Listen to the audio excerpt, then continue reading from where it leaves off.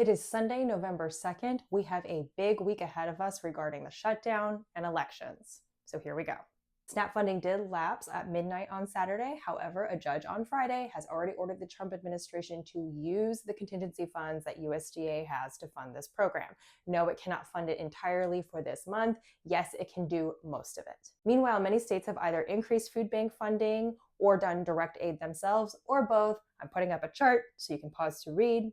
First action item, if you are not already donating and or volunteering at a food bank this week, I suggest you do so. I will be doing so at mine tomorrow, Monday from 1 to 3 p.m. As far as other affected areas, the military did get paid on Friday through some voodoo magic. Meanwhile, things like FBI investigations are being hindered, and so are programs for indigenous peoples because, of course, why would we prioritize that during a shutdown? Americans are still pretty pissed about the shutdown, as you can imagine. But what I found interesting is in a recent Reuters Ipsos poll, they asked people how bad the shutdown was for them. Republicans and Democrats were obviously very different from each other, but independents, non-Democrats and non-Republicans reflected the overall sample group, almost to a T. What does this mean, my fellow independents?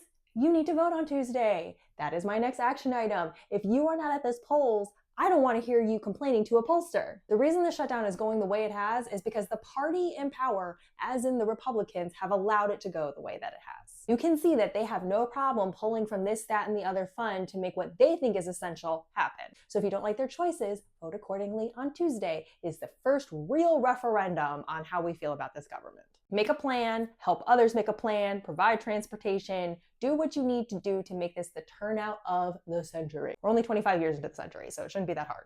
My 6-year-old knows the name of the governor that I will be voting for on Tuesday, so yours should too. Finally, Trump begged Senate Republicans to end the filibuster, and Senate Republicans went, not gonna do that because we don't have the guts. As we knew they wouldn't. So when you're calling those Republican congressmen, those of you in Republican districts and states, you might want to mention to them that you see that they're not going to end this shutdown via ending the filibuster, so maybe they should try working with the other party because bipartisan politics is the only other way. If you're calling Democrats, remind them that we would really love to see some appropriations, even if it's just a thought exercise for the American people. We need to remind everybody what a budget is supposed to look like.